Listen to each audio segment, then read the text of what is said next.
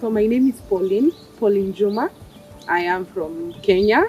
I am a storyteller and I am an activist against gender-based violence, especially affecting teenage survivors of sexual violence, teenage mothers, and children who are affected with abuse, child marriage, femicide,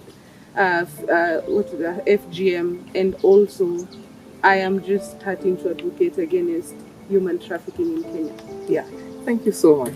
Now, Pauline, I'd say I've been able to see your work and see what you do. Now, I would love even our viewers to hear what inspires you to wake up in the morning and do what you do on a daily basis. So I will just say that I run an organization, Rebirth of a Queen, and Rebirth of a Queen is actually the first. It's a very personal name to me because it actually tells me that every day when you wake up, it's like a rebirth of your life. You know, you wake up, you pray, you tell God that this day, when we pray, we tell God, give us our daily bread.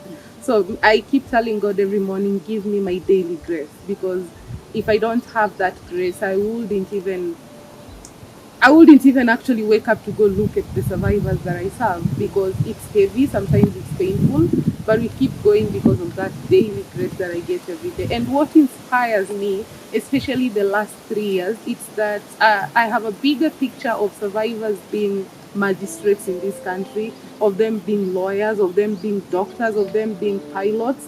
That's just bigger picture that I have, that one day we are going to form a community of survivors who are actually in the policy space and the decision-making space is what keeps me going.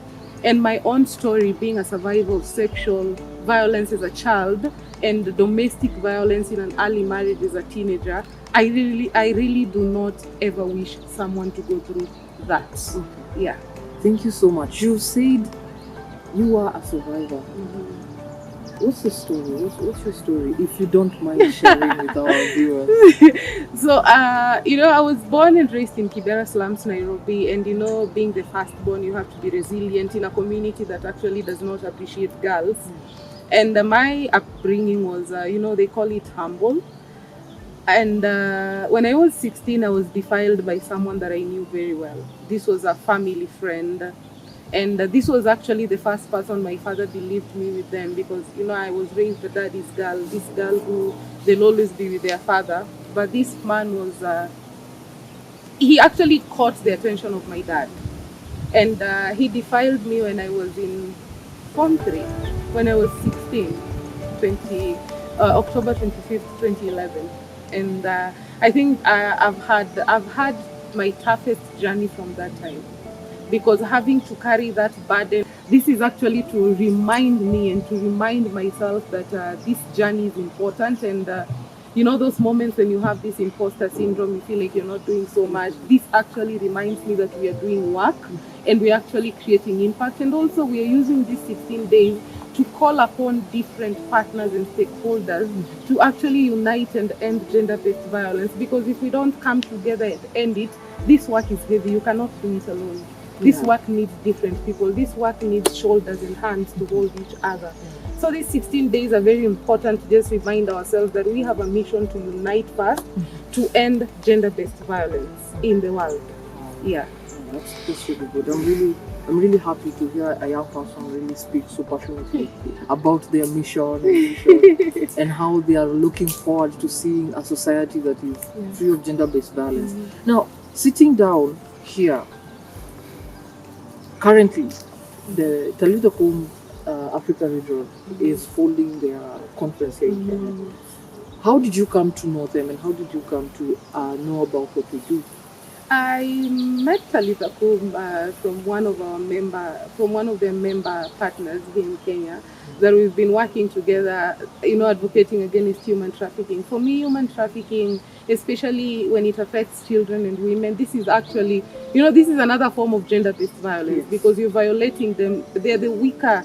Sometimes women and girls are the vulnerable vessels, not weaker. They're vulnerable because, when they don't have and they have a need, like this is the example of our sisters going to other countries to work and they get violated. So I met them through one of their members partners who are working here in Kenya, and we've been working together, ensuring survivors of human trafficking just have a space to call home for a short while as they reintegrate. And yeah, they've been amazing from them. Okay. I'm glad to have met them and actually meet this higher umbrella that is working towards ending human trafficking. The impact that was left by the Talitha Kum sisters, there is an impact that will stay with us. You know, for us, we really value very little things like having visitors coming, sharing food with us. You know, no one does that. Yeah. Not a lot of people do that. Not a lot of people actually. You know, it's like we hosted the African community for the first time in the Sefos, and it feels Yes. like I now know my sisters from Nigeria. I now know my sisters from Mozambique. I now have sisters in South Africa. And that connection is something that will keep Rebirth of a Queen going. And this is actually reminding the survivors, number one, you're not alone. Yes. It's not only Pauline who advocates for you out here. We have other people who are so passionate about advocating for you. And here they are coming. Yes. And here they are actually sharing food with you. Here they are. You know, sometimes when you look at other people, when you're a survivor, there's just a way your mind it just tries to put people in certain classes, and but their visit is just a reminder that we are not in this journey together, and the impact they created, and we're just hoping to grow a better and a bigger network with them. You know, if they can adapt us as their babies, we don't have a problem. You're free to adapt Rebirth of a Queen. So now, your story is an inspiration to someone, and probably one of these days they're going to view this video. What inspiration message will you leave out to survivors and victims of trafficking, and as well as those of gender-based violence? I would say most of the time, this is what survivors don't hear.